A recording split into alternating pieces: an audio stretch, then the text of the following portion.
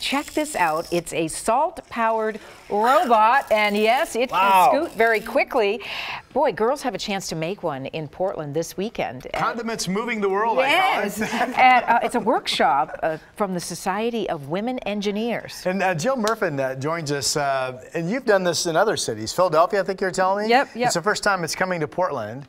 And we're trying to get young ladies involved in engineering. Is that right? Exactly. I mean, we think engineering is pretty cool. It's everywhere. You can do different kinds of engineers. You can be a shoe engineer, a phone engineer. You can do engineering on pretty much anything. And so we wanted to give them a chance to say, hey, what do I like to do and work on it. So are you mostly going to see a bunch of robotic type things? This is at the downtown Marriott. It's this Saturday, and we should mention there's room for at least another 50 girls to sign up here, tell me. Yeah, through Friday at midnight, you can sign up. It's only $7. And we're going to actually build a dance pad revolution. So we're going to actually take a couple pieces of aluminum and show you how to do that and make some sounds. And you can do a little dance in there. Right. We're going to do some safe landing. So figure out, hey, if you put a ping pong ball in something and drop it, how you can do that.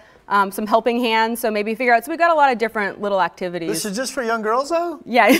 I know. What if a boy shows up? I'm sure he's welcome. Oh, he's welcome. Yeah, definitely welcome to come. What if I pay $10? Come on. But Jill, your own story has to be inspiring because you work for Nike, engineering shoes. Right. So do you share that with the young women who come? Yeah, I mean that's really the goal with these events too, is to give the girls a chance to see real engineers, role modeling kind of what it is to be an engineer, and also get them thinking that you can be an engineer in anything. It doesn't have to be working on your car. It doesn't have to be building a phone, but you can pretty much do anything you want. So if I'm watching at home and I want my daughter to get involved and come down this Saturday, how do I go about getting her signed up? So the SWE website, you look for SWE Next Design Lab, and it's in Portland. So once you look on that, you'll just be able to click and register a link. And if the parents want to come, there's actually an option for the parents to come. I'll be leading the program for them as well. Okay, and we're going to engineer this. We're going to put that link on the Portland Today Facebook page. That would be perfect. It real easy. Before we go, Rod was just mystified at salt powering a robot. How does that work? How does that work? Yeah, so this is kind of like, basically you can get a kit like this, anywhere at Joann's, at Fred Meyer's. So kind of the idea with the parents is sometimes you get a little nervous about, can I actually get one of these and show my kids how to put them together? Yes, I've crossed that bridge. So this is a pretty simple kit, but basically you can go there, you can do we like to do it as kind of a way to introduce mechanical engineering, electrical engineering, chemical engineering. So you can go and snap these pieces together. You use an electric motor.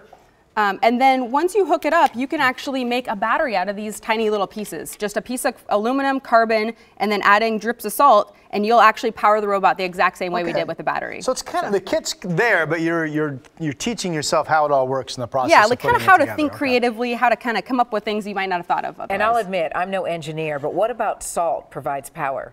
So it's basically kind of goes back to your very basics in chemistry. It's like electrons, and you're basically kind of going through the carbon paper to activate the metal, and you're kind of creating different atoms moving. So. Okay. Yeah, Kathy. Or I could use carbon, which is real messy, right? Yeah. That was one of those engineering problem solving for the volunteers. We had this one year, and it was like, oh man, this is a little bit more than the teachers were signed up to clean up. So we went back to the carbon paper. So. All right. Well, very nice to meet you and learn about this great workshop coming up on Saturday. Yeah, we look forward to seeing as many people as we can down there.